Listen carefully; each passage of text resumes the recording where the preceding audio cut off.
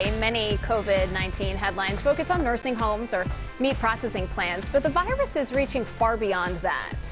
There is no typical case in Minnesota, but we did want to take a closer look at the numbers to find out who is actually getting the virus. And Heather, you and I have talked quite a bit about case numbers because it's a data point we share on the news often. And in some ways, like it's a very meaningless data point because it's a function of who tests, how many tests. Absolutely. All of these different people may have it asymptomatically. They may have other stuff going on. So you did find some very interesting points in this data, though. We did. And you make a very good point that a lot of it is skewed towards who we are testing. Right now, the state has tested and private labs have tested right around 3% of all Minnesotans. But the state does interview everybody who comes back with a positive test. So they do have data on most of these folks.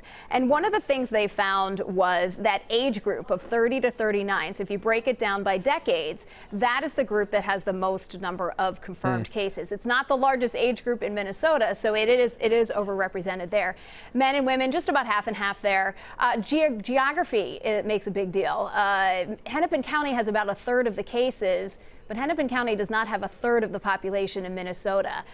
So that's another thing about this data is that you can look at it 10 million different ways. Right. Yeah, it's more dense in Hennepin County, so it makes sense it would spread more. More testing in Hennepin County. Yeah, there's more homes, doctors, more group homes, for sure, all those things. But what I did find was interesting that Stearns County is the second one with the most number of positive cases, followed by Ramsey and Nobles County, which is a much smaller county. There are 4 counties still in Minnesota, Cook, Lake of the Woods, Hubbard, and Stevens that have no confirmed cases. Right. But health some of that officials, is meat packing plants in Stearns, right? Right, Yeah, exactly. there's an answer for everything. There and is. A million questions for everything, too, right? Yeah, but one of the things that it is important to talk about with COVID-19 is race and ethnicity. And the state does gather that data. A lot of the data, though, it's missing. About a quarter of the positive cases, it is missing, but we were able to look at some of that data. And remember, this is just people who test positive. Sure.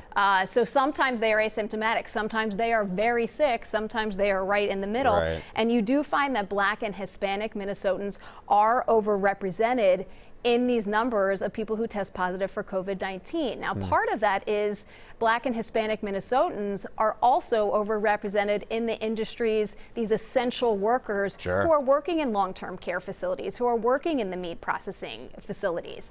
And so when you're testing they don't have the luxury to go work from home necessarily. Absolutely. Yeah. And then the other thing that what they try and keep track of is they ask people, well, where do you think you got it? And this was interesting too. Almost half of the cases don't know. No clue. Sure. Right? Yeah. So maybe you got it in long-term care, maybe you got it from a health facility, maybe you got it from a plant, but a lot of cases we just don't know. Interesting. Interesting stuff. Thanks, Heather.